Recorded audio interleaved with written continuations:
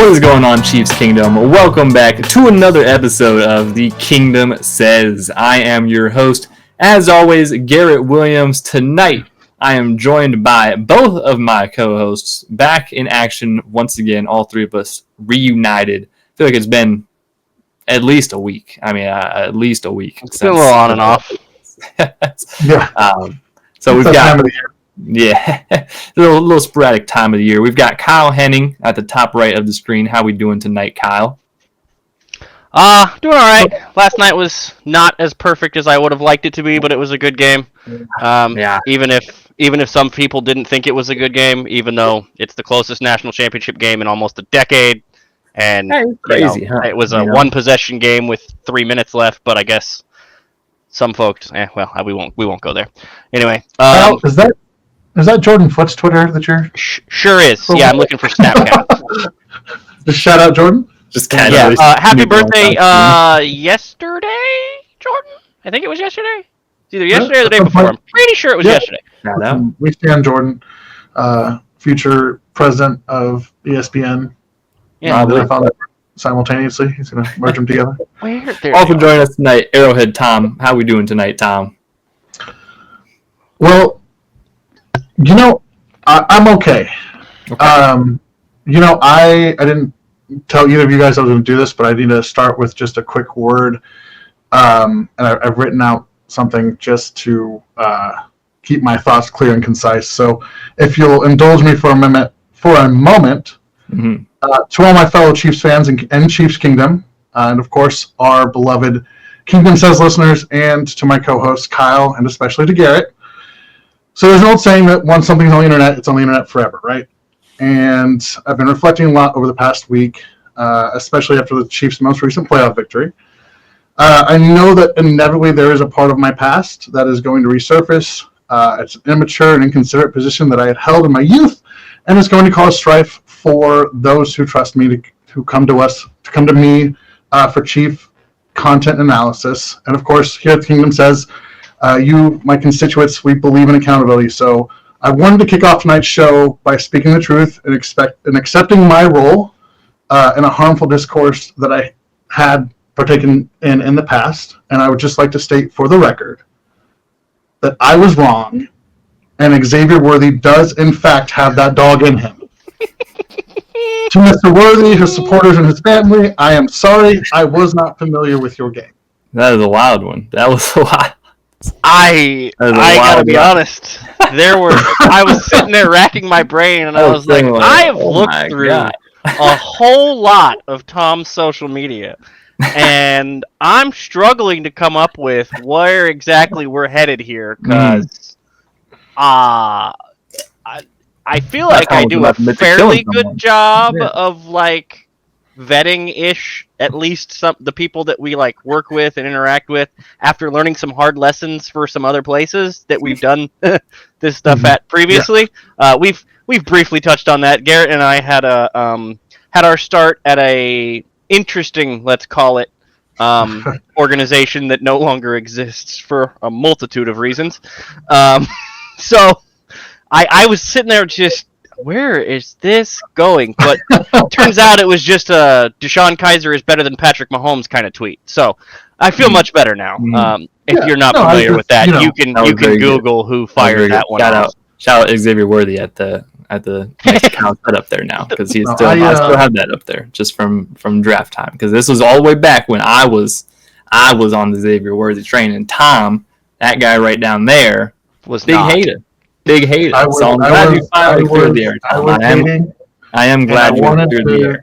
Acknowledge that. Yeah, I just wanted to get it out off my chest and talk about that, because it's much better than whining about officiating. Funnily enough, Tom, I'm glad you mentioned that, because we're not going to get into all of that tonight. We're not. Because if you would like to have that discourse and information, you can rewind about 100 episodes to the last time where Tom and I spent, what was that, an hour or so? I can't remember exactly which game it was after, but it was probably 40 to 50 minutes of discourse around the referees in the NFL are how do I word this nicely? Dog shit at their job. And it's 40 or 50 minutes on that topic, Kyle? Dude. It's not just the one sitting. team. Yeah, just the one sitting. It's something. Well, that was like the third time we did it, and we said it was going to be the last time we did it. So we've tried really hard to make it the last time, but it always comes back around. To not have this podcast be 45 minutes of that on repeat. If you want to find that episode, go scroll through a couple of the ones from there's probably a good amount a couple years past.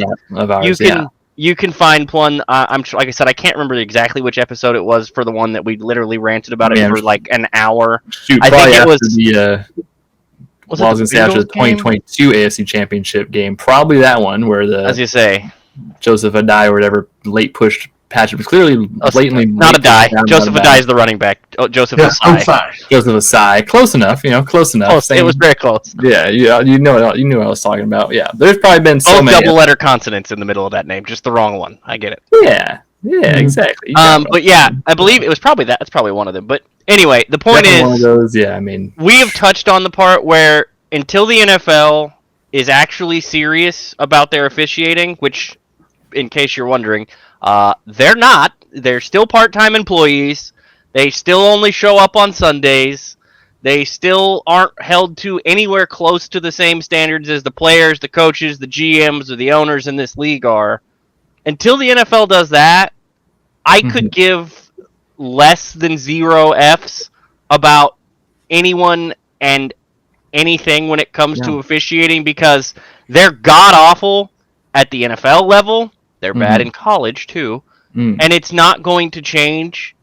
And the other part of it is, some of the stuff that we are now nitpicking, we are nitpicking because we watch everything in slow motion, and they have to watch it at full speed with humans that are faster than they've ever been before in the history of the planet that are playing this game.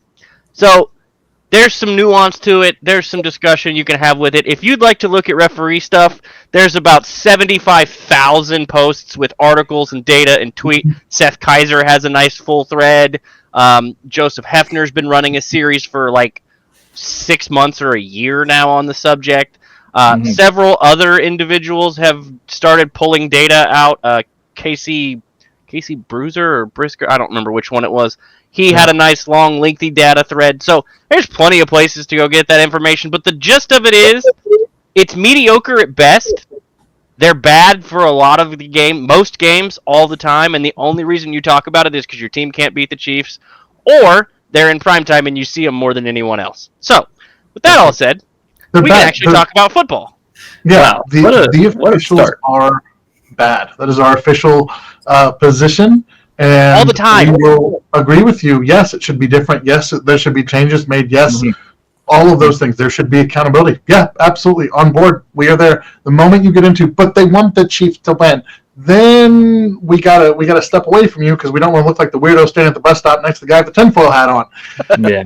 It's just not the reality. Also, I apologize in advance if my camera disappears. If I disappear off camera, my computer is being weird and keeps dropping in and out. Like I've seen it flicker twice already during this broadcast or this recording. So I think it's been good on our end. Just if that makes it, if that refers. Yeah, well, great. But I'm just warning you, if it does go out randomly, I'm still here. It's just being. Kyle is still here, guys. Don't worry. Yeah. So to recap how this podcast episode has started, Tom did a Me Too apology of Xavier Worthy, Me Too apology, and then Kyle just talked for like at least 5 minutes about something that he said he wasn't going to talk about, and then boom, talked about it for at least 5 minutes. So hey, that was to make sure we didn't talk about it for an hour. You're right. Can I say one thing about the thing that we're not talking about?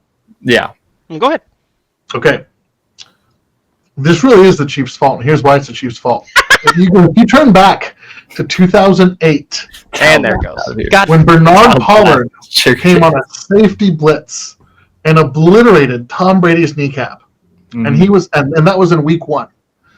And all of a sudden, the face of the league, coming off a almost perfect season, was no longer around. And everybody had to watch Matt Castle. Were down.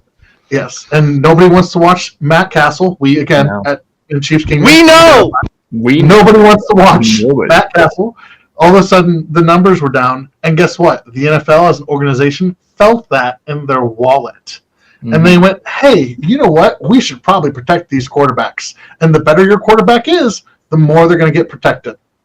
That is not a rule that we benefited from for most of the time it's been in existence. All the quarterbacks benefit from it, right? If we're being completely honest, they are treated differently from any other player on that field because they are considered the most valuable investment from a team and organizational standpoint, but also from the NFL's money-making standpoint. You go look at the top jersey sales every year. It's quarterbacks. It's always quarterbacks, right? Even the ones that suck. Yeah, there's other players that get sprinkled in there, but it's quarterbacks. Those are the ones that move the needle. And if your team doesn't have a quarterback, less people watch your team. So, I'm not saying that that's right. I'm not saying that's how it should be. I'm saying that's how it is. And Patrick Mahomes, whether you like it or not, is the face of the league. There are other really good quarterbacks in this league. Lots of them in the playoffs. Patrick Mahomes, and again, they get treatment too, right? It happens to all of them. Oh yeah. But down in Buffalo, Patrick Mahomes, that's the reality of it. If you are going to teach your officials that part of their responsibility is to protect the players and protect the player, that's going to happen. I'm not saying it's right. Also, it's literally written in the rule book. If you think it's close for a quarterback, throw the flag. That's the direction they've been given. And there's not blatant things in the rule books too. Like, hey, if there's head-to-head contact, flag. Like, doesn't matter how much or forcible or not improbable, whatever. It's like there's basic things that are laid out. Yeah. I understand wanting to make those things reviewable, and at the same time, that's a whole other can of worms. I will also add this as a Chiefs fan. Reviewed it. Yeah, I was saying as the one you're all mad about. Fan, they reviewed and determined they could not overturn the call.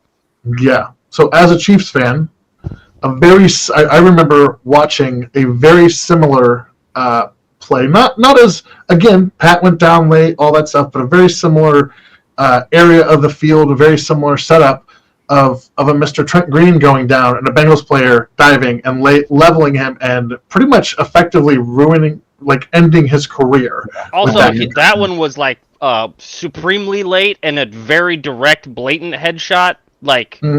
You want to go easily and more recent. Let's think if there's any particular reason the NFL officials might be a little apprehensive about Texans players hitting sliding quarterbacks.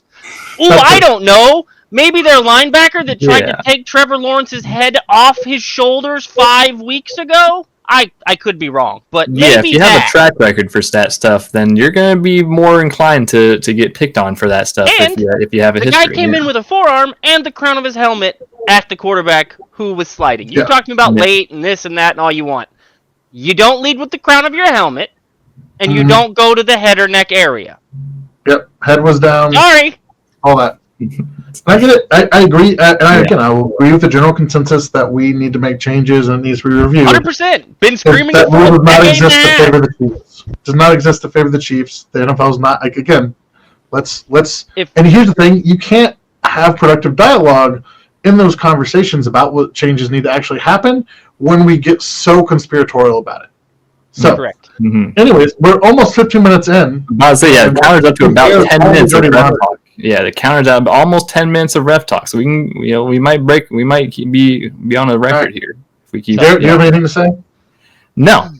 I've said enough. I've said enough about it. It's pretty clear. There's way more things that we're going to talk about that mattered actually in the game than a couple of stupid ref calls. So in case any of the first 14 minutes here hasn't made it obvious enough, also the title, the Chiefs won a playoff game they did this year, which is great. Their 8th consecutive playoff game victory, which is crazy to think about, because to do that you need to do a couple things, win a couple Super Bowls in there and whatnot. So to have a consecutive playoff streak like that, that's kind of crazy. Here's the other piece of that stat. They're the only team in the history to have 8 consecutive playoffs wins without missing the playoffs in between. Oh, is that a thing? Is that what the Patriots did? Or? I believe there was a point where didn't Brady and them win? I don't remember if it's just that, but that's the main differentiator I've seen a couple times, because the Niners had a chance. It didn't count. Bills, whatnot. If y'all didn't even make the playoffs. There's the key portion of that stat is it's 8 consecutive playoff wins without missing the playoffs in in that span either. Right. I mean, that should almost be a given because, like, if Pretty you don't miss, important. if you miss the playoffs, you definitely, that Well, streak resets. Yeah. It's also the Chiefs are one of 9 teams to go back to back. They are the only team that's ever made it back to the AFC, or I'm sorry. This is the farthest they've made it, huh? Yeah, yes. This is the farthest. The only team to make it back to the championship game. I believe so. Of that three-peat season. So, safe to say, the Chiefs, they're very hot right now. They're very hot. A lot of crazy records. We're going to talk about a couple crazy records that were broken because there's a lot of them that just keep on stacking up of all these victories. But yeah, huge milestones. Chiefs beating the Texans at home at Arrowhead 23-14. Really, not all really positive, guys. Just so you guys are aware. Not all positive, but overall, I feel like a pretty solid game by Chiefs standards. I mean, it's a playoff game, so the stress level is always at higher amount, anyways. Oh, yeah. But as far as stress levels during the game, I feel like it were relatively calm. I mean, there was a couple times in there that was the score was closer, and the Texans had chances to get within a reachable distance, but ultimately I felt pretty good throughout that whole game watching the way, especially how our defense was playing, the offense. We saw some things that we thought we would see from the offense, the lack of the run game and things like that. Some of us thought we would see it. Other people screamed up and down and it wouldn't matter. And I'm not talking about on this podcast. Okay. Yeah. Overall, I was pretty satisfied and pretty happy with the performance. I don't know, initial impressions from you guys on the game on Saturday, which was fun, I guess. I guess I'll lead with this. It was three-phase football. And in the playoffs, in these games, when it comes down to a few plays here or there, one way or the other way, which is what basically all of the playoff games come down to. You can go look through all the divisional games, a couple plays here or there, and it goes differently. What did the Chiefs do? They got major contributions from special teams. They did not turn the ball over. They did not put themselves in bad situations from a field position perspective. It's doing the details and the little things and the minutia and the gray areas that people forget about that matter the most this time of year, and they're one of the best that does it. They've been one of the best that do it, and that is why they are hosting their 6th AFC Championship game in 7 years and have gone now to 7 consecutive AFC title games, with the lone exception being going into Baltimore last year for that AFC Championship game after going to Buffalo for the Divisional Round. So, three-phase game. We'll talk about all 3 phases, but my initial impressions and takeaways are your coaches aren't as good and your detail work isn't as good, and that's why you lose to this team a lot of the time. Yeah. Tom, what do you think? I mean, I think I'm trying to remember where I saw it. It goes back to this idea of, hey, this is a team that's got playoff experience, like Kyle was saying. They do the little things right. They're going to rise in the big moments. They're going to overcome adversity. They're going to, play their best football when it matters most. And that's how you end up getting back-to-back Super Bowls, or just getting to the Super Bowl in general. Not an easy thing to do. And so some of it makes sense in terms of the exhaustion or the discourse around it. But yeah, I mean, it was a complete game from the Chiefs. We saw them, yes, they struggled. Getting the ball to wide receivers was a little bit tricky at times. That the Hollywood Brown almost catch killed me. But Trav made it up the next play. It's those little things. It's disappointing to see you get to start the ball, to start the game at your 12-yard line, 14-yard line, and end up with a field goal. Yeah, got negative 1 yards on that drive. It's like, but it was a complete game, all 3 phases. Returning the football. We had a blocked field goal thrown in there. Shout out Leo Chenal, number 2 on the year. Justin Reed, probably pay attention to that, man. Yeah, I mean, 8 sacks. Again, I know the refs helped by pushing C.J. Stroud into the defenders, but 8 sacks. That's I don't know if we've had. I don't think we've had a game like that this year. That's pretty That good. You get sacked 8 times in a playoff game, and your coach goes for it on 4th and 10 at their own 40 with like 10 minutes left. You're not winning that football game. You're not. Yep. Especially a hurried up 4th and 10 attempt. We'll get to it. Yeah. So I mean, again, some of it is you have a younger team, an inexperienced team, and hats off to the Texans. They've had a heck of a season. I like the Texans generally. Their fans have been pretty chill. I used to. Yeah. Listen, there's always sour apples. But I think it's just like it makes a difference when you have guys who have been there before and believe that they can do it. Not to say that the Texans struggled with that, but you could tell, even the coach, like you said, going for it 4th and 10, like that's a big decision. I was a little surprised he was going for it. I was pretty surprised, but like that's kind of that pressure of playing the champs. You know, there's a mental, and on top of that, you're at one of the, if not honestly the best, home field advantage in the NFL. I'm trying to be humble and say one of the best, but come on, we're out of the world. Get on our level. There's a Guinness World Record book for a reason. Yeah, and that contributes to the things like, I don't know, not getting that playoff in time. So it's a lot of pressure to come into Arrowhead and to play that game and to do those things. So, it's a tough matchup, but like Kyle said, they played a complete game in all 3 phases, and they avoided any big mistakes. And that was including, the sacks and all that stuff. Obviously, we want to see him. We talked about going into the game. The run game is something we got to get going and got to figure out. But even at the end, Kareem was looking refreshed, running hard. Closing things out. So at the end, yeah. But I think because it was a close game throughout the course of the game.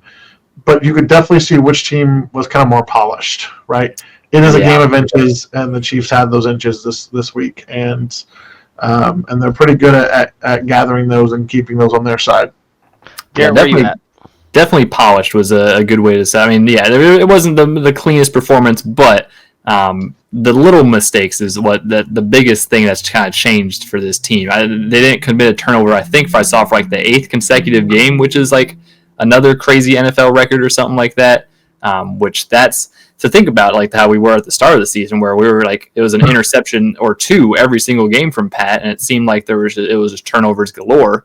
And now all of a sudden we haven't had a turnover in months at this point, which is pretty crazy. And that's how you win the game. Mm-hmm. Yeah, like those are the different makers. Just eliminating mistakes, like not getting. I think the Texans had 3 sacks on the night versus the Chiefs 8. Like that's a big difference maker. The Chiefs talk about it all the time of just having positive plays. Just creating positive plays over and over again. It seemed like overall they were just better at doing that. They were more clutch. One quarterback was more clutch than the other one. As we always know, Patrick Mahomes is the most clutch quarterback in NFL history. And on the biggest moments, on 3rd downs, on big situations, on long yardages and all that stuff, like they were getting it done. That's how it do. It would be a couple, iffy plays on offense, and then it would be 3rd down and converted. Like it just as you should. Like it seemed pretty automatic. Travis Kelce, obviously just doing Travis Kelce things, best playoff performer of all time, and now you can wear an invisibility cloak for like 6 seconds crazy. On each snap. It was prime Kelce again, which is so. I'll just say as a fan of Travis Kelce, so refreshing to still see that. We don't know how many of these prime elite performances we have left of Travis Kelce's. I don't think it'll be the last one, but. It's very refreshing to still see that as it was 36-year-old or 35-year-old season. Like obviously, if 27-year-old Kelce might score on that long touchdown instead of getting knocked down. But other than that, though, like the little things, the top gear, but everything else is like just still kicking it. It's so good. And it's like, he had an unproductive regular season. He's just resting up. It's like obviously when you need him most, when it goes back to exactly what you expect. Like it's funny when you go to all these regular season games, throughout the year, and you're like, obviously the betting lines and the fantasy and all that stuff is all favored towards Kelce and Mahomes, and it's like. Mm-hmm. they don't need to do all that stuff during the regular season, but during the postseason, like you go back to the basics, and the basics is feed Travis Kelce, and he will eat in the playoffs. And had another one of those exactly like that. Another crazy, memorable. Yeah, we'll talk about all the stats that he has, because I mean, he has some crazy playoff stats that he has now broken, and yeah, it's wild. Right. It was a wild game. Let's kick this off like this. This win provides Andy Reid his 300th career win, playoffs, and regular season. Yes. That puts him in some ridiculously special company. Yeah, it's top 4, I believe. Yeah, that puts him in the top 4. This win gives Patrick Mahomes his 19th playoff win before he turns 30. That would be, I believe, is he passed or did he tie Joe? He passed Joe. Yeah. So he is now number 2 all time in the NFL for wins as a quarterback in the playoffs. Now, pretty good. Wins aren't a QB stat. Yeah, well, the NFL says you're wrong. So I agree with you that it's probably not just a QB stat, considering it's a team game. But at the same exact time, when you're the most influential figure on the field and you have the ball in your hand every time your team has the ball on offense, that's why they attribute wins to that. Just kind of like how they attribute wins to pitchers, even though baseball's a team game too. It is what it is. He is now second all time in that category. I guess I should correct it. He is tied with Joe now. I thought he was already tied and going in, but then yeah, he is tied. No, he's tied. So we have Sunday, and then we'll talk about this again, hopefully.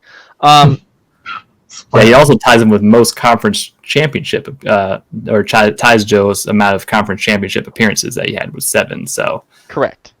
In his first 7 seasons. Yeah, that was Joe's whole career. He had 7. Yeah, Pat's already got 7. Certain things Patrick Mahomes might be good at football. There has been 2 quarterbacks to play in every AFC Championship game over the last 14 seasons.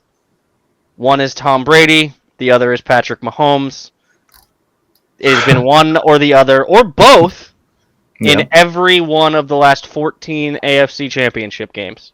Point blank. Brady's been retired for a minute too, so. And he also played in the NFC from 2020, and I believe that's true. Yeah. So, we are in a different spectrum when it comes to success. There's 2 other quarterbacks in the NFL that are currently active that have rings right now? Matt Stafford, Russell Wilson. Is that it? Yeah, I think so. Starting quarterback. I don't know who else it would be. Nick Foles ain't around no more. I mean, yeah, starting quarterbacks. Yeah, I mean Carson Wentz. And he's currently on our roster too. Yeah. So, like, this is a different thing, and something if you would have told any long-term Chiefs fan 10, hell, you could have told them this 8 years ago, and they'd have told you were smoking crack. Mm-hmm. It's a totally different universe. Enjoy every minute of what you're watching. Also, enjoy being the supervillain that everybody hates. Especially considering there's no cheating scandals with this team like there is with others.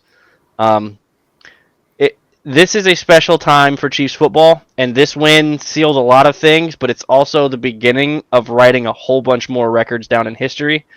As far as, and by the way, I'm strictly talking about win totals right now. We haven't even gotten to the rest of the records that are involved in this. So I just wanted to kick the whole thing off with that, and now we can go wherever you want from there, Garrett. Yeah, I mean, let's get into the game and how the game kind of went throughout the obviously the big punt or the kick return touchdown, or kick return, I should say, to open the game. Starts out, get 3 points for the Chiefs. Boy, shout out Samaje Perine. Yeah, good thing for Samaje for being on. I mean, good job, Nico. Better job, but got to hold on to that ball for sure. But he was trying to switch hands Where Yeah, he he got got tackled. caught from behind. It was kind of a. I think he at some point during that run, he was like, "Man, I made it a lot farther than I thought I would." I guess we'll just keep going with this. I guess. One of those, I mean, man, I've been running for a while, and I'm yeah, starting like to he get a cut little back winded. like one What or is two happening? different times, and he's like, "Man, I guess Don't look up on the screen. we're going." Yeah.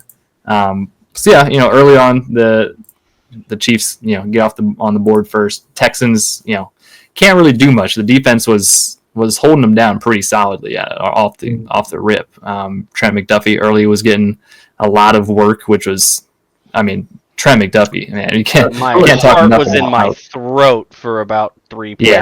Yeah, he went down for like 2-3 plays, came back out there, dog. I mean, don't even gotta worry about it. He's a dog. Get back out there. The performance that he had, especially with having Jalen Watson back, so they could do whatever they wanted with him. They didn't have to limit his matchups wherever they needed. Like, he had a really impressive game, which was awesome to see, as always, because Trent McDuffie is a dog, and it's so that was really impressive. Back out there. Yeah, Jalen Watson, that was a huge addition, having him back out there. I know there's some. Since we started on that side, it kind of started with the special teams and the defense. Let's do this. Jalen Watson, in his first game back, played 59% of the snaps with 40 for the defense. There were some questions. There, like they play like maybe 20 or 25 or something. I saw before games when Trent goes down nearly immediately, and he's immediately thrust out to, okay, well, you're active. You better be ready. Here you go. Yeah, welcome back. Here we go. I was a little surprised that it was that much, but as soon as I saw Trent get hurt, I knew it was going to be a lot more than they originally anticipated, and I think we originally anticipated. Yeah. Also, he acquitted himself quite well. Played really well, and he doesn't think he played really well. If you look at his tweet that he put out after the game. So that's good. That's great news.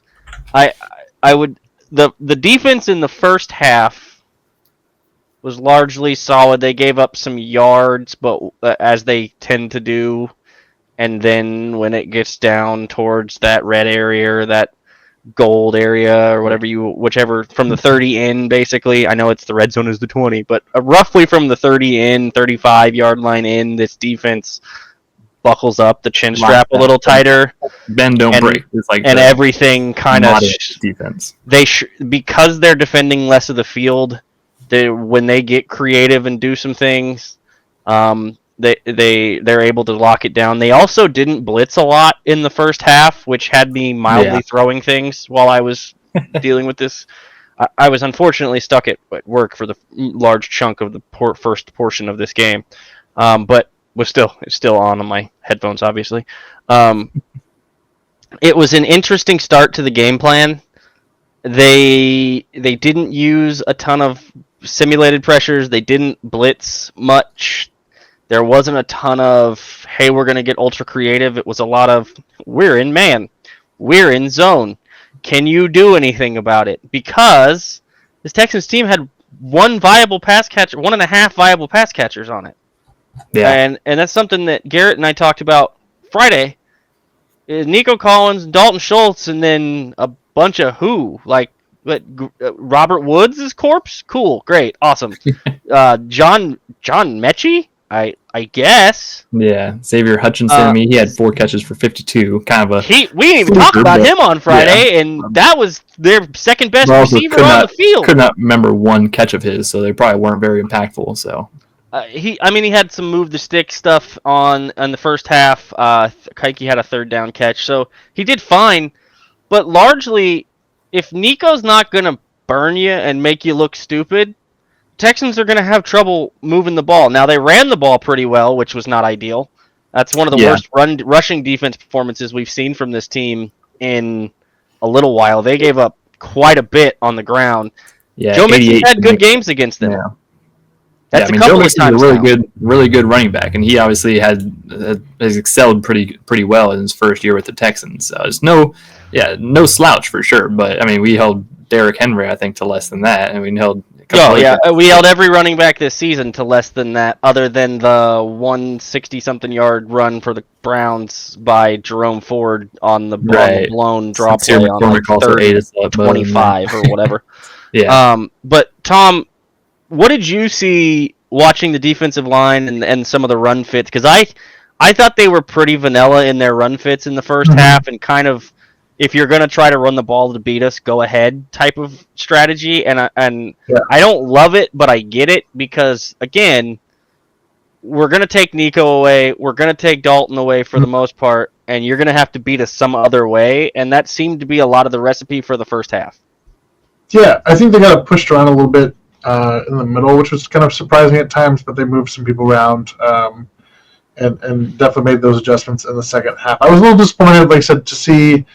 I know he gets dunked on a lot, and this is to say I'm not like I haven't gone back and watched every snap or whatever, but there was some pretty rough. I think it was the. Oh gosh, was it the? I think it was the touchdown with Joe Mixon where I think Bolton's angle was just real terrible.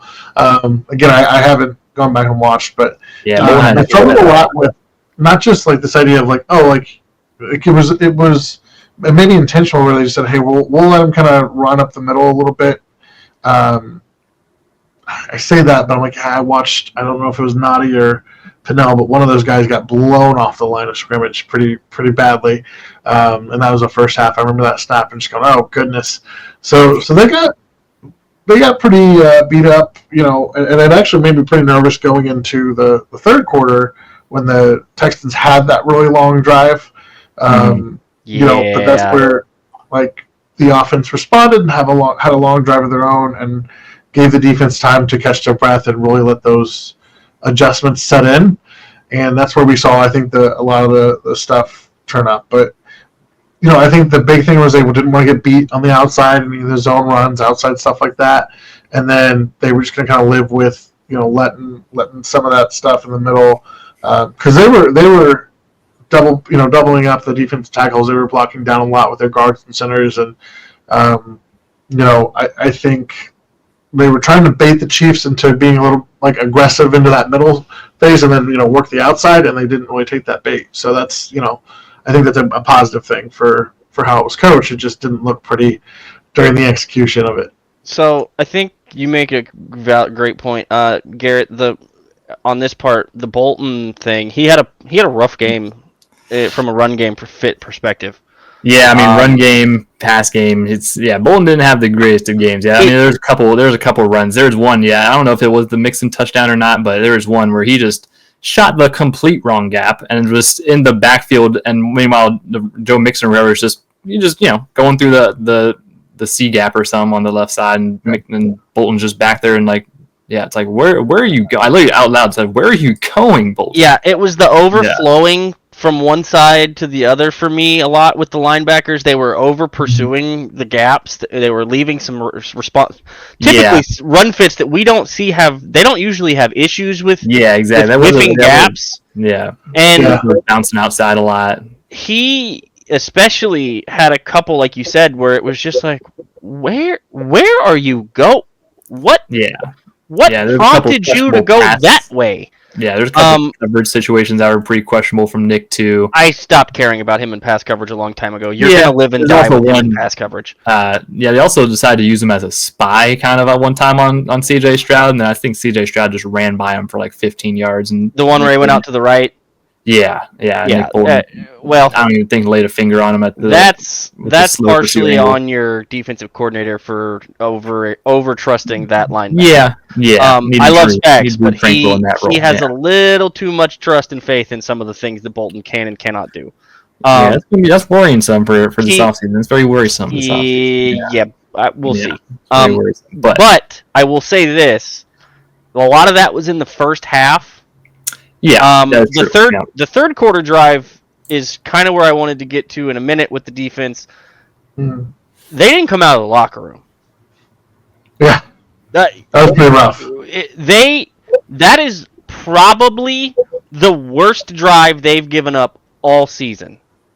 Yeah, that was pretty bad. They could not get off the field. I mean, they put them back in third and long and second and long off of plays and penalties and sacks, and then third and short, first down, it was extremely frustrating to watch them make the play on first or second down to put themselves in a good spot, and then some of it was the scheme, because like I said, there were a couple times on those longer third downs where Spags was just like, we'll just play shell and sit and wait and see what happens.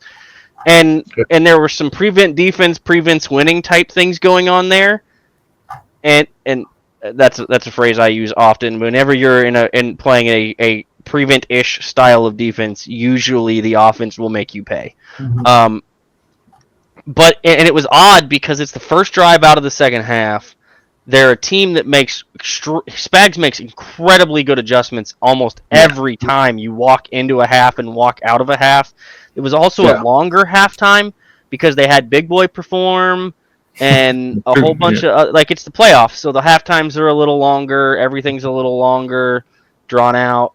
And it was just very frustrating to watch a defense that has not really had that problem have that problem straight out of the locker room on a drive where you could have put the game to bed a lot sooner if you just shut them down and don't give up that touchdown. Yeah, but you can't do that. Chiefs and putting the game to bed soon. That's the next thing that happened after they scored the touchdown was their kicker doinked the extra point. Yeah. And go ahead. Yeah.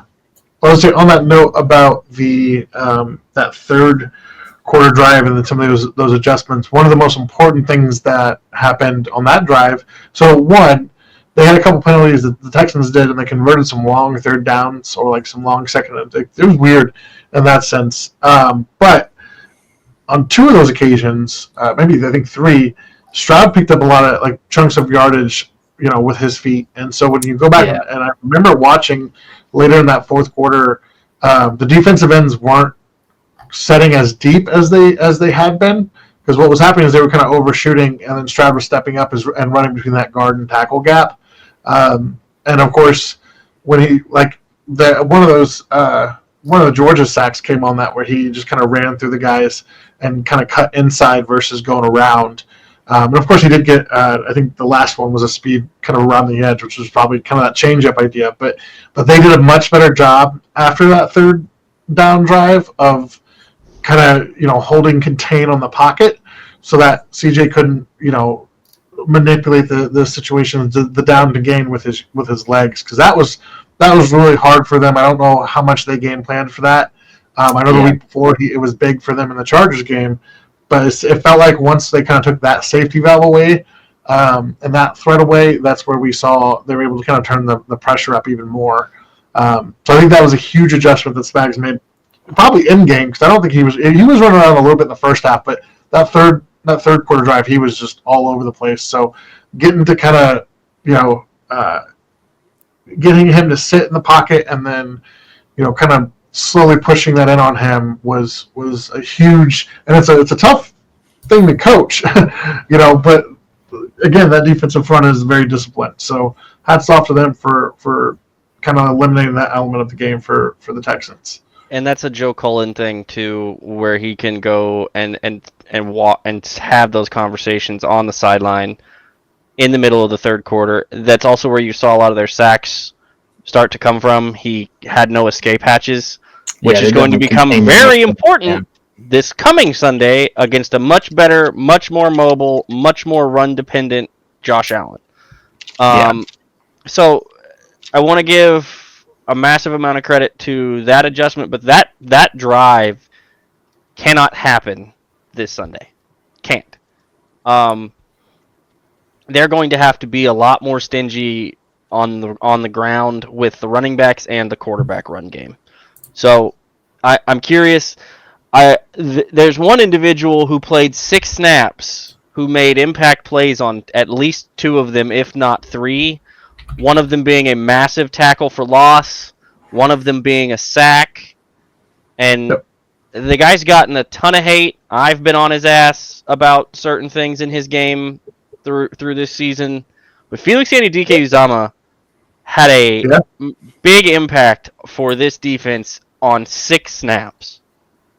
Yeah, that's pretty crazy. That's good to hear. Yeah, it's good to see it. The development in limited roles. Yeah, in limited roles, he has been flashing more and more, which is and limited roles is something that a lot of people don't like to hear when it comes to we drafted him in the first round. Yeah, and he was a project. It was the last pick. We knew it was going to be a development. He's developed. Yeah. He is developing. He has continued to get better every time. And when they give him opportunities, he is making plays. That is a big deal. That is something that we've not seen on the other side of the ball on the line in some positions that has caused this team problems. So to have a guy start to make steps and take steps, and there's another guy who was a first-round pick who made a bunch of steps in development in this game too, and showed it off especially, and he's also now second all-time in Chiefs postseason sack history, and that's George Karlaftis. Yeah, and huge game from George, which is awesome to see. I mean, that's a guy that's so easy to root for. I feel like the development that we've seen from him, first round pick, him putting in the work in the offseason with Tamba Hali, and it's like, and you can see it translate into the field. Like you can see him, like he's way more of a technician now. Like he is winning in so many different ways. It's so like he has definitely rounded into shape. And I would also be willing to bet that he has had a factor and help in developing with Felix Anudike-Uzomah, because that is a gentleman who knows exactly what it's like to be a first-round defensive end for this team with a ton of expectations and a ton of things to be on his plate, and he goes out and makes these adjustments. And he also took Felix with him to work with Tamba this offseason. They were both there. There was a lot of time spent. You're seeing the rewards of how this organization operates.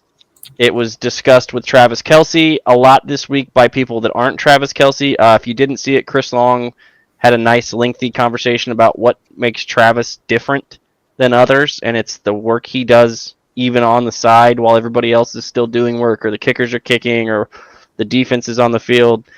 It's the extra stuff. It's the little stuff. Right? Might have been Kyle. You said Chris. I was like, wait, Chris was the D end for Philly. Chris had a lengthy conversation this week also about the stuff we started the I did see Kyle Long talk about because Kyle Long was sorry a little bit. One's bald, one's not. I get them mixed up sometimes.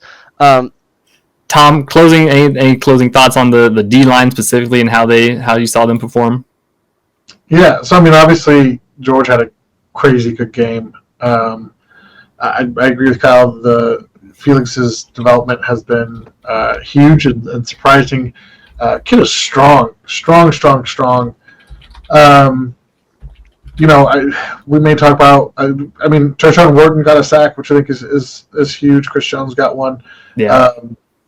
That defensive tackle room is interesting. Obviously, Chris Jones is the dude, but the guys behind him, the guys alongside him, they play their roles and they play them well. So, also want to shout out, Charles Omeni, who got his sack against the Texans. I know he was hyped about that. Yeah, strip sack, too. I mean, we didn't recover the fumble, but still, strip sack, which another strip sack for him in the playoff game, which is cool. So yeah, I mean, as a unit, they really played the best game of their season, I think, hands down, and it was needed. But they did, they did a great job. It was a lot of fun to play. I love watching defensive line play, get after it. I guess, I don't know. Yeah. That was what I played, big defensive line guy. So I let the guys know ahead of time, like, I've got a scheduling obligation, so I have to bounce out of here. They're going to take you home the rest of the way. Talk about our offense, which was slow and steady. But as always, thanks for hanging out. I will be here. I've got us on the Friday night party. Yep, Friday night. Yeah. No Pants live stream. We'll plan on being there. So, heck yeah. Yeah. Have a good night, fellas. Appreciate you. Night, Tom. Thanks, Tom. Thanks all the listeners, everybody. Yeah. Bye. Yeah. Okay, so shout out Tom. D-line I was really impressed with overall. Like Tom mentioned, Chris Jones, having that big, he was like a second or third down sack he had that was really clutch in the moment. Mostly, I mean, just his, like, we talk about complimentary pass rush all the time, and it's like when you have a full, like, now the Chiefs finally have a full, 4 lineup of just dudes that you can send at the quarterback at any time, so it's like it's so good when you have everyone, because I mean Chris is going to eat up so many double teams, as we know, so having Chris in the middle there for everyone else to eat around him, like. Well, his sack came when he picked his target. He moved out to the edge position and decided to treat that left tackle like food that he was. They exploited some matchup deficiencies that we talked about Friday. Shaq Mason actually played more than I didn't even think he was going to really necessarily make it for the Texans on there. Yeah. He had a tough time dealing with some things. Yeah. Their left tackle, whose name is Blake, and I can't remember his last name to save my life. Fisher? Yeah, that's it. He didn't have a lot of fun. I mean, it's a rookie. He's a rookie, so. Oh, I know. What's funny too is after the game, George went up to him. Did you see that clip? Keep getting better. Yeah, keep getting better. It's just kind of funny because, like, I think the last sack of George's day was off of Blake Fisher too. No, that was when was it on the other side?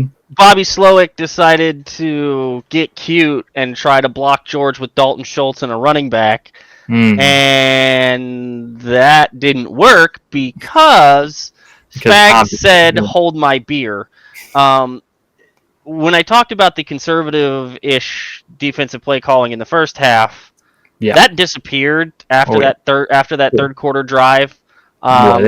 He was sending them. Spags said, "Okay, here," and just started spamming the blitz button. Some looks. And on that particular play, he sent Jaden Hicks flying through the gap that they tried to kick George out with the tight end, and then they were going to bring the help over for the running back to help with George. The problem was the running back immediately diagnosed that Jaden Hicks was coming flying through the line, and that if he didn't do something, CJ Stroud may be in deep trouble and may not still be holding on to the football, because Jaden Hicks was coming in with bad intentions, and I say that from a football perspective, not actually trying to hurt anybody, but that's And as soon as it was George Karlaftis one-on-one with Dalton Schultz, it wasn't going to end well, and it didn't. That is tough. George's first sack is he actually punished Blake Fisher and beat him off the edge on that side, and then on the other one, he was on the other side of the defensive line and went around the other tackle pretty quick. He was just moving all around them. Yeah, he was both sides of the ball. Yeah, such a great day for him. It was a dominant performance from George, and a lot of the times in the past we've heard, well, he's not winning one-on-one, and he's just cleaning up after a long time of the quarterback being in the pocket and getting pressured towards him. That was not the case Saturday. Yeah, he was winning all by himself. Yeah, he was living in the backfield. You got to give a guy a couple years to develop that he becomes a guy like that. Especially considering the guy's only played football for like 7 years total now. So yeah, I mean, there are some freaks like Myles Garrett and Aiden Hutchinson who come out right away, but other guys, you got to develop them, and George has definitely developed into being a very quality defensive end for us. So. I thought the cornerback rotation was interesting and something we should briefly touch on. Yeah. There was no Josh Williams cornerback snaps at all in this game. He didn't even get a look. Yeah, they were using CRW a little bit. Keith Taylor was in there a little bit. CRW had 3 snaps. I know it feels like more, but he played 3 total snaps. I don't see Keith Taylor on the snap counts at all. Who else was the? Nazi I guess Nazi was out there a lot. Yeah, that is true. They played Nazi 34 snaps. He did get a lot of looks. A little more than I anticipated. I expected him to still see some work, but they were also using Shamari Connor again. Yeah. And Jaden Hicks and Shamari Connor both played 50 snaps. They were running 3 safety and sometimes 4 safety looks a lot more often than I thought they would. Both of those individuals actually outsnapped Brian Cook, who was only on the field for 39 snaps. That's interesting. That's very interesting. It was a very different DB rotation than we've seen a lot of the year, partially because Jalen Watson's healthy again, partially because they're doing some different things in that secondary. And I'll be honest. Go ahead. No, you go ahead. No, you go ahead. I'll go after you. I think they're going to do. Buffalo likes to use an extra offensive lineman a lot. They like to go big with a couple with Knox and Kincaid. Mm-hmm. And I'm not sure what's going to happen with the corners, but I expect a lot more safeties on the field during this Buffalo game. So I think there's going to be this is an interesting thing, but I don't think this is going to be a theme going forward. Is why I wanted to talk about it. The big thing I thought when you look at just the secondary rotation in general, and then we talk about the second half how all the blitzes and stuff they were running, and just they were doing a lot of things with blitzes and disguising coverages and rotating safeties before the snap, and they were sending all different guys from all different sides. It really just seemed like they were just. I mean, Spags was just dialing up random, not random, but like very, very calculated, kind of getting in deep in his bag and whipping out some interesting formations and personnel and stuff like that ended up trying to trip him out. We'll see how they adapt next week to it, but it definitely, when you kind of look at the Texans and how they're built, they're not really like a big, heavy team like that where you can get away with kind of rotating in different guys and sending a lot more pressure with just safeties and stuff like that. Because those are big things. And that seemed like the primary. I know Nick Bolton had a couple blitzes that he ran, but other than that, it seemed like it was mostly the secondary guys that Spags was sending, which was. And it's something we talked about Friday. I brought it up on Friday that C.J. Stroud and this Texans offense has struggled massively with simulated pressures and different blitz looks. I mean, it's just a young quarterback and a young system.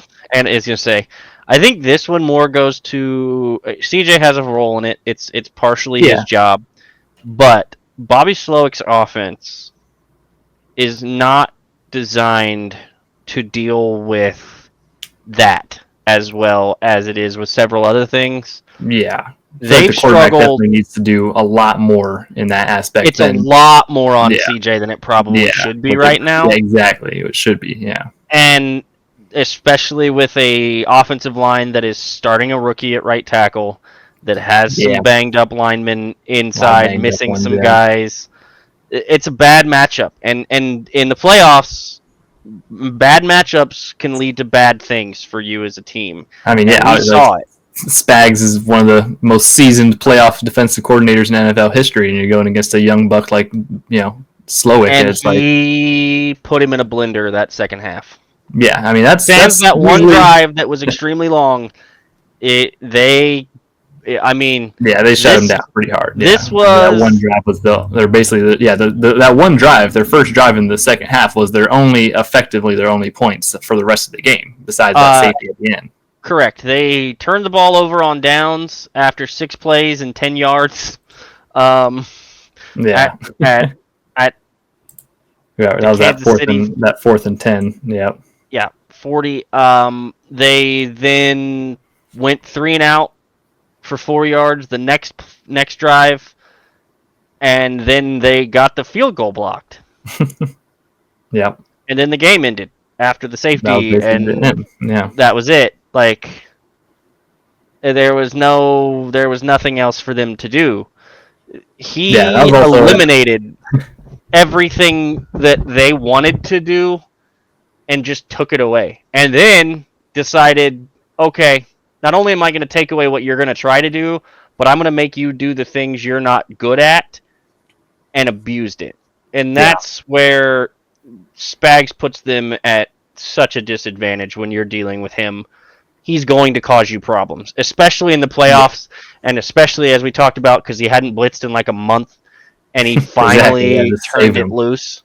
He was just saving those ones, just like he was just sitting in his office every night, just looking at these blitz, like oh my gosh, salivating. I bet, like I cannot wait to get 8 sacks against these guys. Yeah, they gave up 12 points. 12 points. Yeah, I mean per standard for this defense. Like it looks ugly and whatnot. And, it seems like it looks ugly at least when they get a bunch of yards and stuff during the game, and then you look at the total at the end. It's like, oh yeah, 12 points. That's it. I mean, a missed field goal in there and another blocked field goal. I mean, that's all part of it, though. Like, hey, to your point, the Texans had more first downs. Yep. They ran 15 more plays. They had 124 more total yards. Yeah, exactly. Yeah. They outpassed. They had more passing yards. They had way more rushing yards, which we'll get to in a minute. There was nothing that it didn't matter because they didn't score touchdowns, which we've talked about for almost a decade now, that if you don't score touchdowns against the Chiefs, you're not going to beat them. It's not going to happen. And when that defense decides it's time to play, yeah, it's tough to do anything about that. Yeah, I mean, hey, shout out to the Texans and their offense. Good year for them, obviously banged up, all that stuff. But just adding to the list of Spags' graveyard of other offensive coordinators that he is demolished. Super hot offensive coordinator names too. Yeah, these Bobby Slowick was getting talked about for head coaching interviews and stuff last season. He was, yeah, big up and coming hot shot, offensive guru, whatever you want to say. Doesn't matter when you get lined up against Spags' defense. All right, let's go to the offensive side. Defense, really good performance. Offense. Let's talk about the offense. I hate being "I told you so" guy. I hate it. I hate doing this. That offensive line was a problem. Mm-hmm. And at the exact spot that we said it was going to be a problem. You got the ball. Actually, honestly, we talked about the left side was going to be a little bit of a problem. The right side also wasn't great either, which kind of hurt. Well, one portion of the right side was just fine. It was the guy that... Joe Thuney struggled with Will Anderson. And he struggled a lot with his power. Yeah. Because I know that they list him at 305. They also list DJ Humphries at like 307, and they're the same height. You tell me who's lying, and if it's not both of them, because there's no way that those two dudes are within 5 pounds of each other and they're the same height. Joe's just a little more lean. Joe's a little more lean, it's just all muscle for Joe. Yeah, okay. Part of the reason he struggles with power at the tackle spot is that he is a lighter. He's even light for a guard, honestly. I mean, yeah, he is on the lighter side, yeah. But he struggled with his power. He struggled with, okay, my feet are great, my hands are fine, I'm a technician, and he's not going to get beat to the top of the arc very often, if ever. What he is going to get beat on is when somebody puts their hands in his chest and is just stronger than him. And Will Anderson took advantage of that at some points. This was my concern with the left half of the offensive line when we talked last week. Mm-hmm. It was my concern when they moved him out there to begin with. The first time we played them, they didn't really know what to do with it.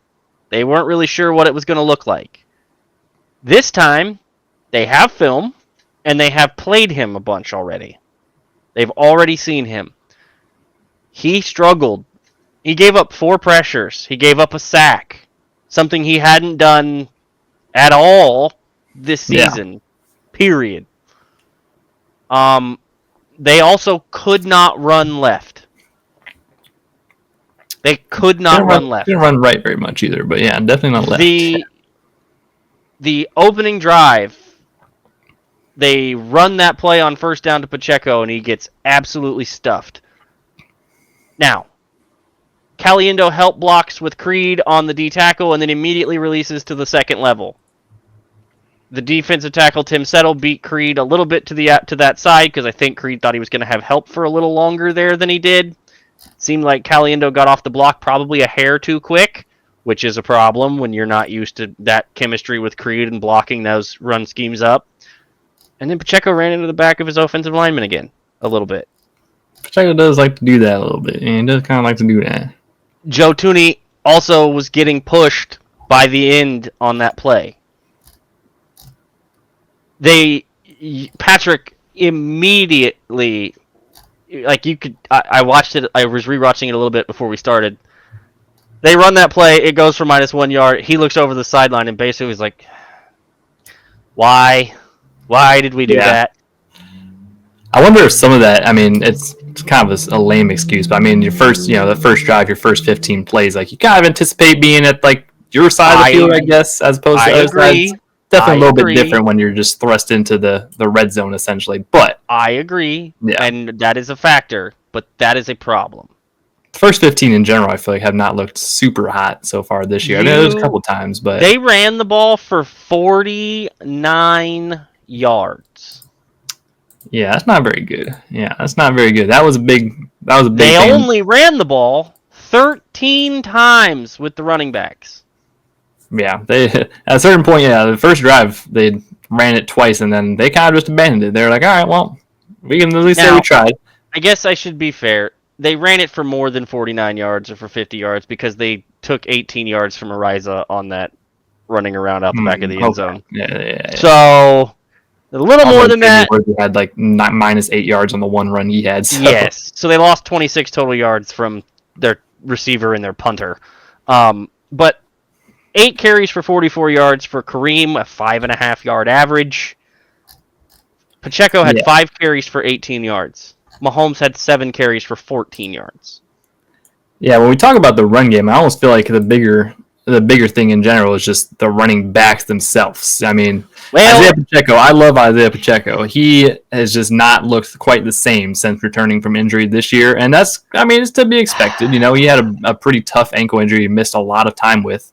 But I think this was the game where Andy and co have finally resigned themselves to your number one running back is not Isaiah Pacheco at this point in time. By the second half, I think they figured that out, and that is the right decision. I mean, I think it has to be going forward.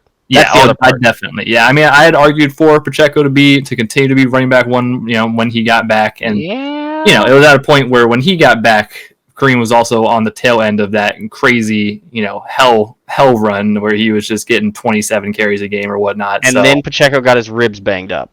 Yeah, so you kind of had to put Kareem on the back burner and give him some time to rest. You ran Pacheco for a little bit. But yeah, he's just banged up, and he's not quite running the same like he has been in prior years. And Kareem looks really fresh after that little bit of a break from, obviously the 20-some day break in between the regular season and now, and then also the reduced workload since Pacheco's got back. Like, it's good to have him still as a compliment, but I think going forward, it's almost, I would guess Andy and co would agree with us in saying that Kareem Hunt should be the running back one going forward. Because when he started running the ball more, because that was the thing, he didn't even get a carry until like midway through the second quarter, I think. Like, they were trying really hard to establish a run with Pacheco, and once they were trying to establish Pacheco any way they could.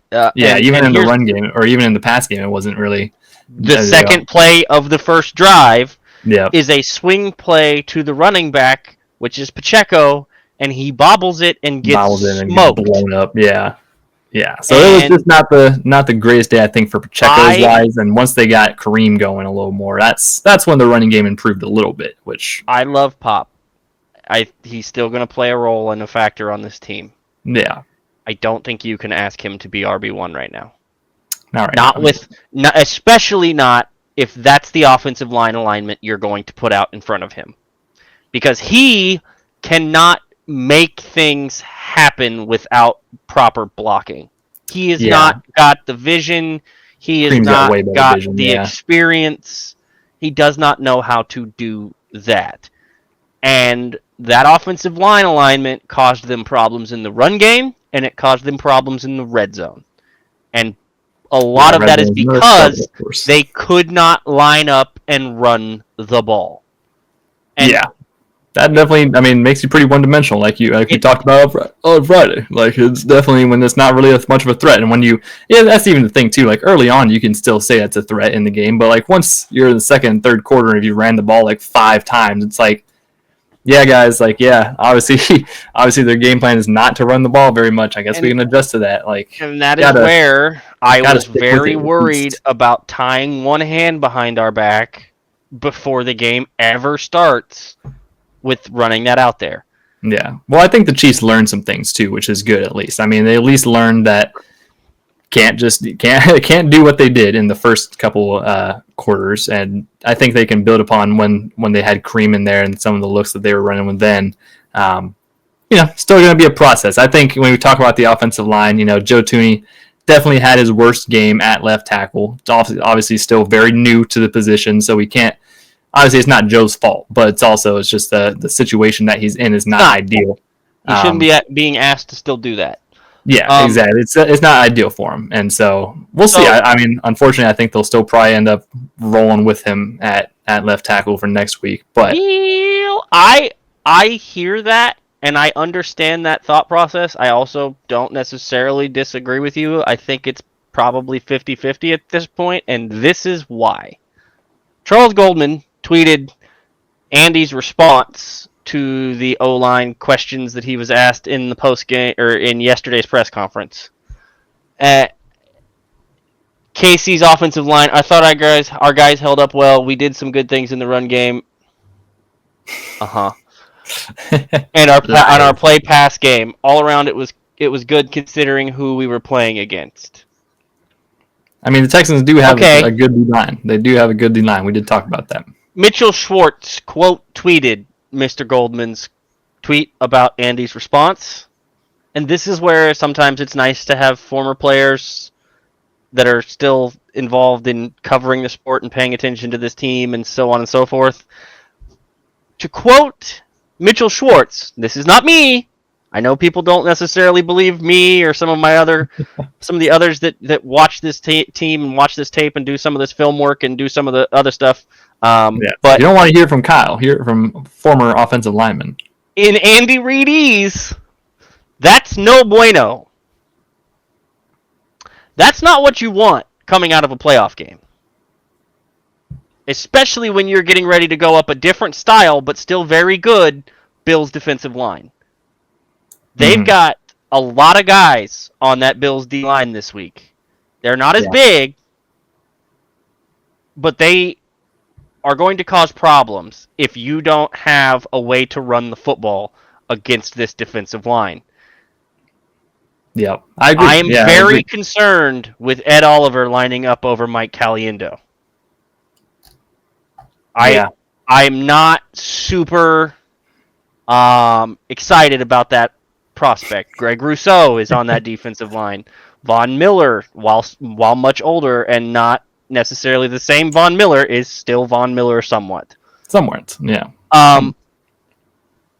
If this is the Andy Reid's, that's not great, which is what I said, which is what several others said. Ryan Tracy, D-Mac over at Kingdom Cast. There's a lot of guys that watch film on this team that were very concerned about this offensive line layout, and a lot of the things we were worried about reared their head in this game. You cannot have some of these problems against a team like the Bills. You need to have both dimensions of your offense functioning, and you need to be able to push and punish them some. I hope that they reevaluate that and look at moving Thuney back to guard and playing DJ Humphries at tackle. Yeah, unfortunately, I still don't think that'll happen, but that's fine. I do understand the sentiment. Yeah, if they're not going to do that, they're going to have to do something else Andy Reid doesn't like go back very to often. The drawing board on the run game, yeah. And they're going to have to bring in an extra offensive lineman sometimes like the Bills do instead of just running 2 and 3 tight end sets, because not any offense to any of the tight ends in this tight end room, but you don't have, as good as Travis is at blocking, he's not going to maul you in the blocking game. He's a tactician blocker. He's not George Kittle, who's going to try to take the D tackle or the D end and shove him 5 yards back. Bring in as that extra offensive line? Don't know. I would assume that it would probably be DJ Humphries at that point, which then goes back to my earlier point of why not just start him at left tackle. I think they used Kingsley a couple times too. If you look at the back of the snap counts, I think they give Kingsley a couple. I did see Kingsley's name on there. I don't remember if it was strictly special teams or not. I will go back to Jordan's snap counts that he's got posted for us. But They're going to have to make an adjustment in the running game. I found it. Offense, he had 2 snaps on offense, 5 on special teams. So yeah, that seems to be. I don't even think DJ. I don't think he got a single rep on offense. I saw him out there on special teams. But that's something that they're going to have to address with the run game because they need it. They need the run game. They need to run Kareem as the running back 1, and they need to look at this line layout. Yeah, it's also interesting that they made Wanye Morris inactive for that game, so they had just DJ as their swing backup tackle, and then they had just Kingsley and Hunter Norzad and company. So, yeah, it'll be interesting to see what the Chiefs do going forward with their offensive line. We'll get into that more in the Bills episode, but we'll have more information by then too. Yeah, not much, not a lot more information because they won't give any of that. Probably not a lot, but probably a little bit more. But that was kind of a little bit of a concern. At least, definitely, just the lack of the running game was a bit noticeable at times. But where that made up for it was just Patrick Mahomes doing Patrick Mahomes things as always. Just a couple of really good drives. We can talk about that touchdown to Travis Kelce. That was crazy. I mean, Patrick Mahomes running up, stepping up in the pocket, getting tackled, falling, and delivers just an absolute dime right to the back of the middle of the end zone to Travis Kelce, standing over a flailing, lifeless Azeez Al-Shaair on the ground. That's one that's going on the Hall of Fame highlight reel. Yeah, I'm live reacting to that. I said that might have even been Pat's best throw of his career, which is crazy, but the situations, him falling down, getting tackled like that. Well, and it's an altered route. So that's not where Travis was supposed to go.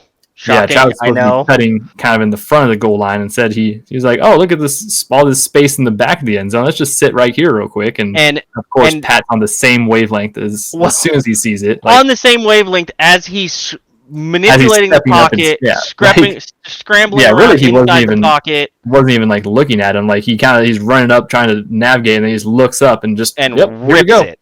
Yeah, just absolute dart throughout the air, like crazy. And you're watching, and I'm like, is that gonna? Yep, that got through. Because when he let it go, I was like, I thought it was a throwaway, like out of the end zone, Nope. And then it was just perfect level right to Travis Kelce.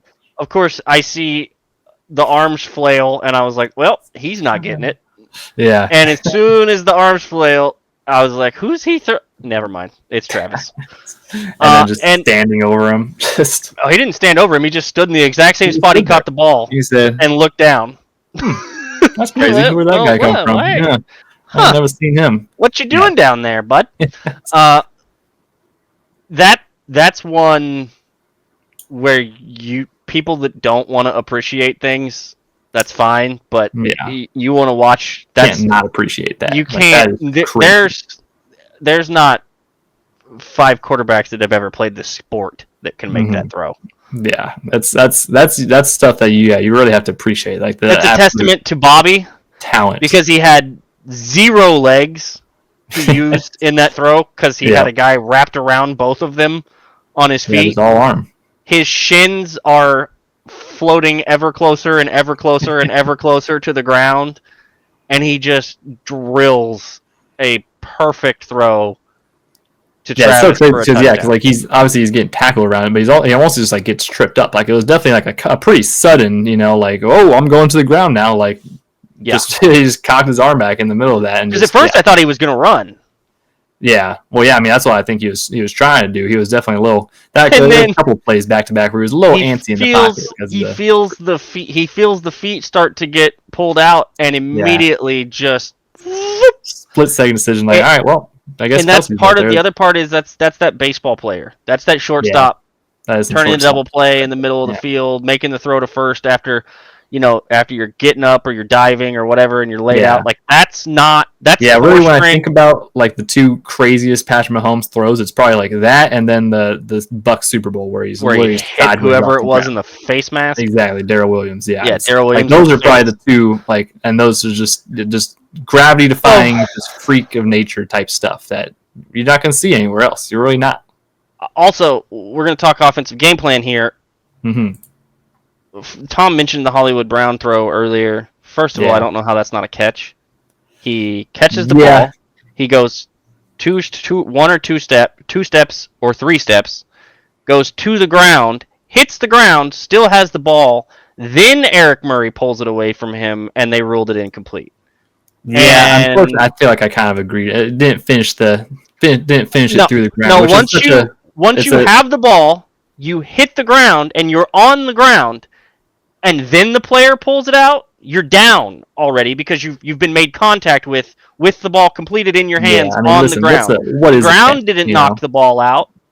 That's the other problem is what is a catch, because Dalton Schultz did not catch that ball on the sidelines, and yet they called it a catch. Right. So in the same game, you have a fully completed pass that hits the ground. He's touched down as Eric Murray is rolling over him, and he's already down. He then yanks the ball out almost a full second after he's already been on the ground. I don't know how that's incomplete. Yeah, the problem with it is like the initial call was incomplete. I know what the problem with the officiating is. We talked about that. It was a very quick bang play, so I can understand them saying incomplete on the field. Looking at the replays, I think it would have been hard to overturn it. If it would have been called a catch on the field, I think it would have been hard to overturn. They've ruined what a catch is, because that's a catch for 60 years until 5 years ago. And that's the problem. Yeah, the way the rules are now, it's very tough. I ain't gonna lie, I also thought the Dalton Schultz one was a catch as well. But hey, I don't know how, because he didn't have possession until his other foot was already out of bounds. So he loses the ball sliding down his body, he then readjusts to have control of it. That doesn't make sense. Yeah, it seemed like this is the other part. Troy Aikman, I don't know what a catch is. He played freaking quarterback and has 3 Super Bowls, and he doesn't know what a catch is because they don't know what a catch is. I don't think the NFL officials know. I don't think the NFL officials know what a catch is. I don't think New York knows what a catch is. I don't think players or coaches know what a catch is anymore. I think that's why Andy didn't challenge the Hollywood Brown play. Because no one knows what a catch is anymore. So especially just looking at the replays, like it was very close one way. Like I said, but luckily the next play we got it all back. Ball doesn't lie. Ball don't lie for real. Yeah. The interesting portion of the game plan was they completely said, "Yeah, you have great corners. That's cool. What are you gonna do about the middle of the field?" Yeah, we're just gonna attack that. And a little guy named Travis Kelce. And his other little guy named Xavier Worthy. Yeah. There were 2 players that were not running backs that caught passes in this game. Travis Kelce and Xavier Worthy. Noah Gray also caught some, actually. I said not that. Oh, he has a catch? I think he had 3. I didn't even think he had a catch. Yeah. There was no other wide receiver besides Xavier Worthy that caught a pass. Yeah. None. Patrick missed. Trav 7 for 117. Xavier Worthy 5 for 45. He had 3 for 13 yards. That's why 3 for 13 for Noah, and then 1 for 2 for Kareem. Yeah, DeAndre Hopkins did not. He got 1 target, I guess, according to this. Juju got 1 target. Hollywood got 2, and that was it. One of them was on the first drive on the 3rd down play where Patrick missed him just a little bit out of bounds because Hollywood beat the corner on the route. He had that was ball was just a little out. People were pretty angry because I think he had Travis or someone open in the middle of the field. But I was confused as to why he didn't throw the ball to the wide open Juju or Travis or whoever it was. Yeah, it seemed like that play was field. Designed that it was always going to be the one-on-one jump. I think it was Juju because he never took his eyes off Hollywood. Yeah, that seemed like as soon as the play started, he just never took his eyes off. So I was like, granted, once I saw how wide open Hollywood Brown was on that play, I was like, I don't feel so bad. He just missed the throw, but other than that, it was very weird though. Yeah, or not weird. It was kind of just a part of the game plan. Yeah, they didn't get the ball. They attacked the middle of the field, and they attacked it relentlessly. Mm-hmm. And they used Hollywood and Juju and D-Hop as decoys, and they made Derek Stingley and Kamari Lassiter stay outside and play and worry about getting beat deep and running deep on those routes.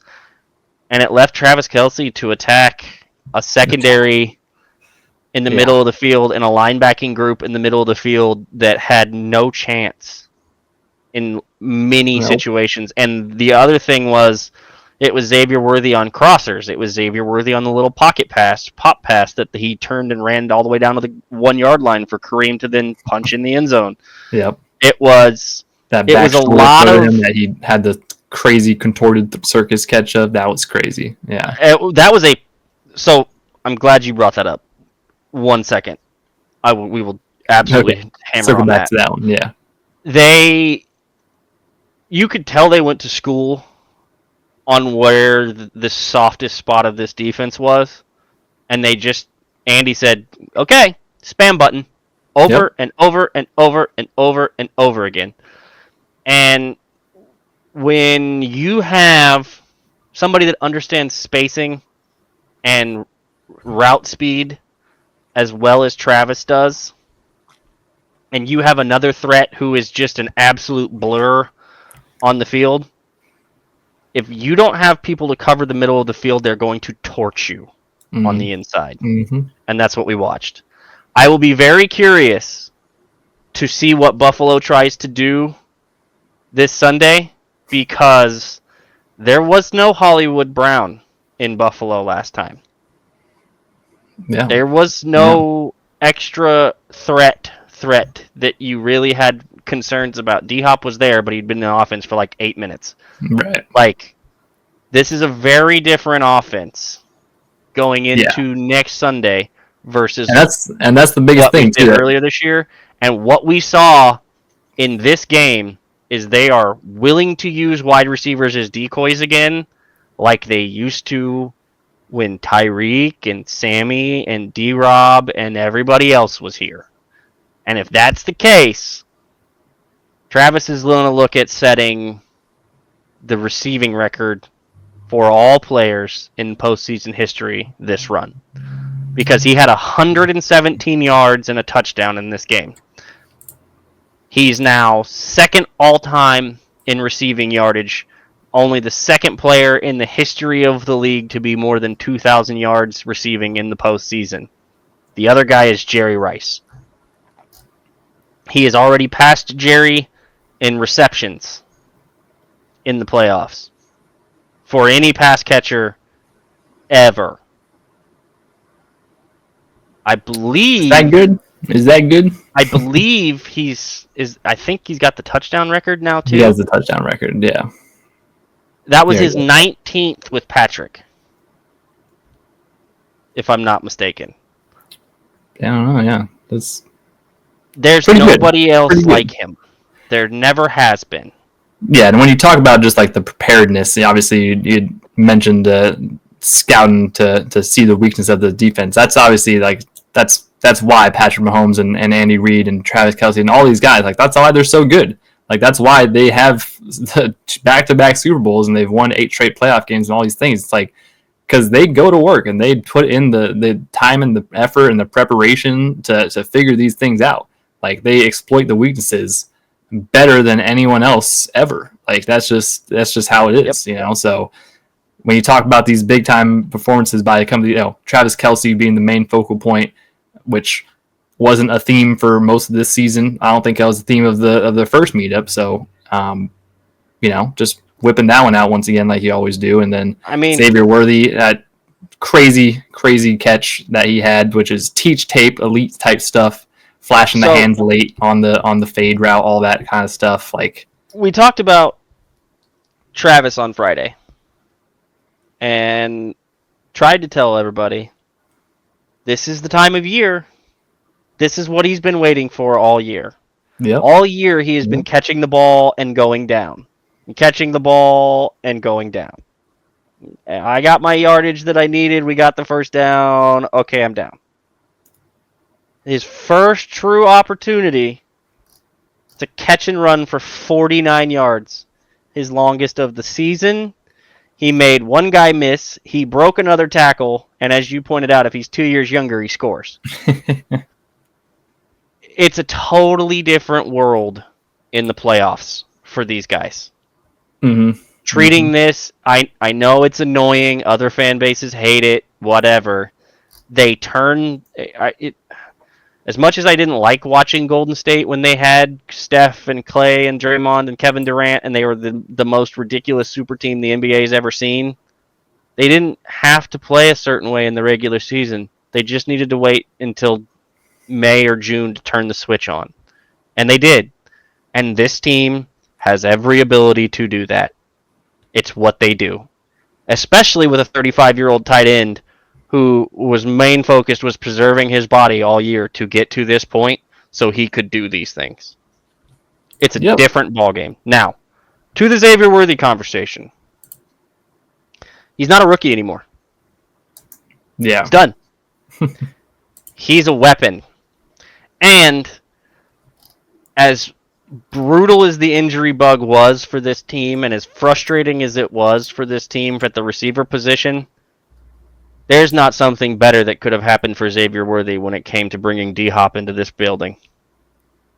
He has helped so ridiculously much with Xavier's development.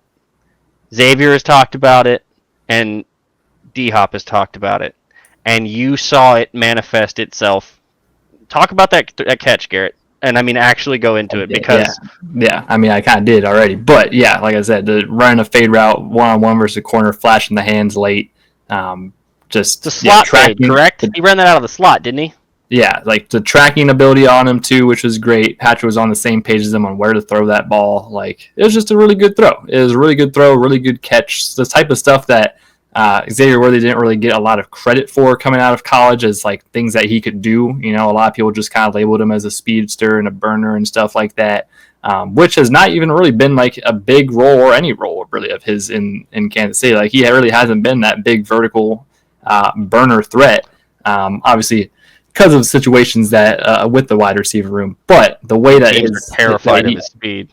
Yeah, and the way that he has developed now and how they've had to use him, it's the stuff that, you know, the little things that were very much overlooked that he has obviously improved on a lot, and with the help of D-Hop and all that stuff, improved a lot as just a wide receiver, which is, you know, there's a lot more to the wide receiver position than just running routes and catching balls. Like, there's little nuances and stuff like that.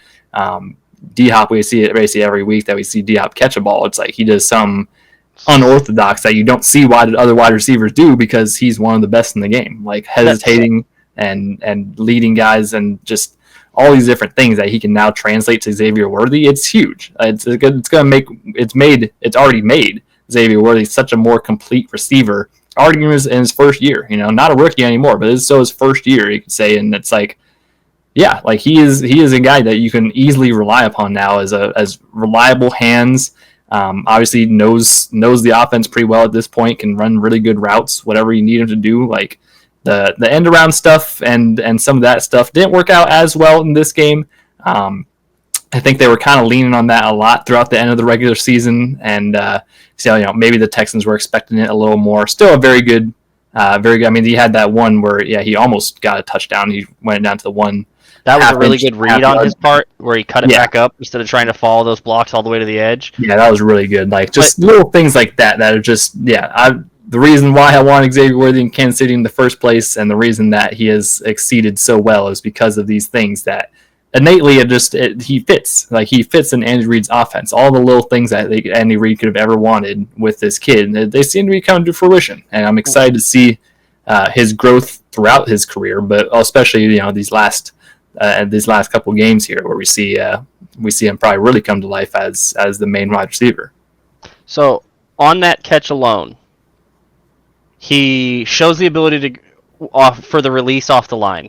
He gets immediate release off the line. He doesn't get jammed. He doesn't get caught up.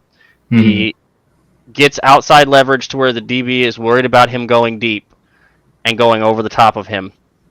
He does not turn his head, does not flip his hands, does not flip his body until that ball is about a foot over the corner's shoulder. He then immediately switches his head, throws his hands, and contorts his upper half to the back shoulder, because he's on the same page with Patrick. So just on those four portions alone, you have release improvement, you have route improvement and understanding improvement of the route, you have improvement with the head and the hands and the body control and how to late time your turnaround, because if you turn too early, that could be picked very easy, because now the DB turns around right at the same time. That's what a lot of the DBs are coached to watch, is the hands and the head of the wide receiver. And then you have, once the ball hits him in his hands, the thing that is most important And the thing that he's been ragged on by many this season, knowing where he is on the field. He made certain his whole body was in bounds. Not a foot, not 1.5 feet. It was both foot, his hip, his ankle. He knew exactly where he was on the field to not be out of bounds and make that a completed catch.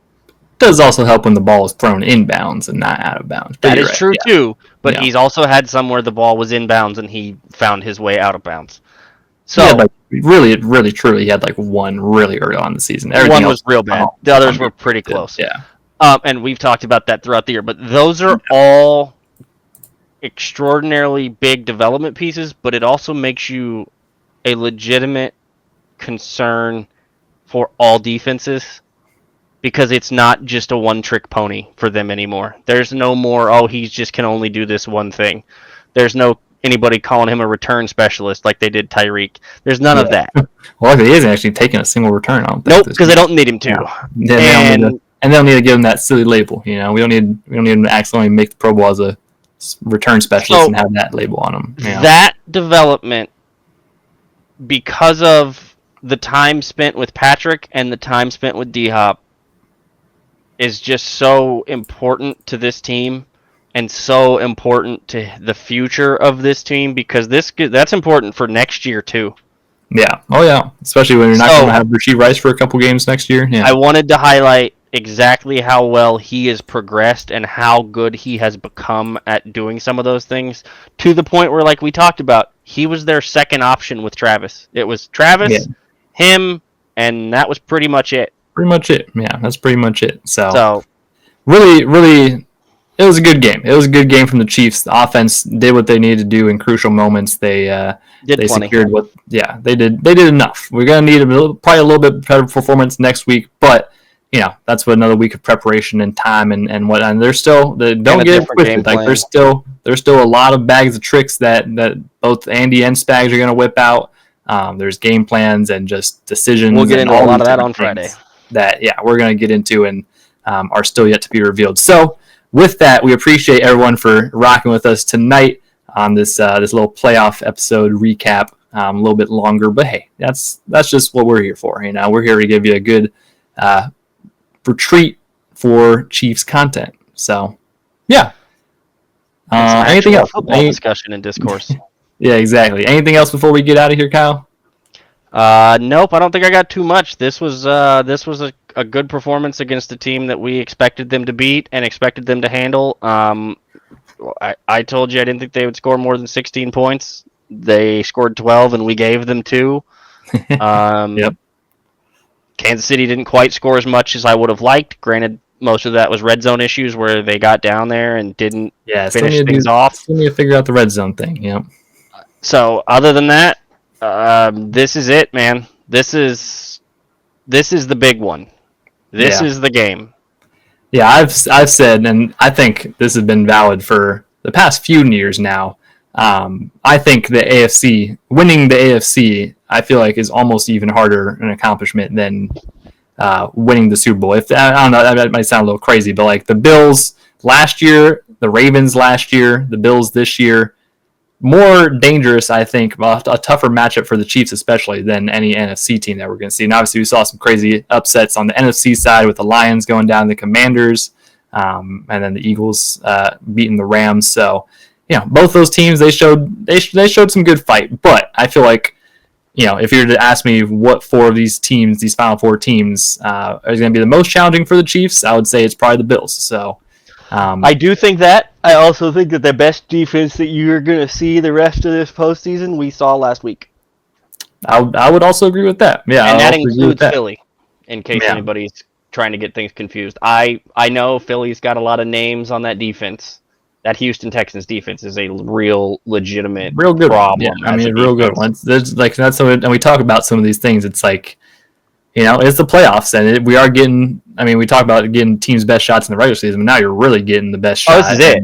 Yeah, it's like everything's juiced up. Like, so yeah, if Will Anderson has a better performance against Joe Thuney, that's going to happen. It's the playoffs. It's really high level stuff. If the offense is stalling in the red zone a little more, it's it's a grind. Like, the playoffs are a grind. They're not easy. You know, it's a different level in the regular season for all teams. And even though the Chiefs are really good at it, you know, these other teams, they're still stepping up to the plate and delivering really good shots. So we'll see.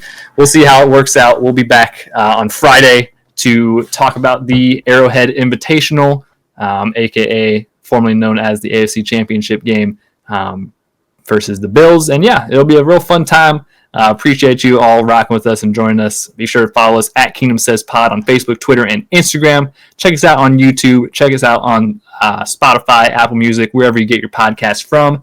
And we will see you guys on the next episode of the Kingdom Says.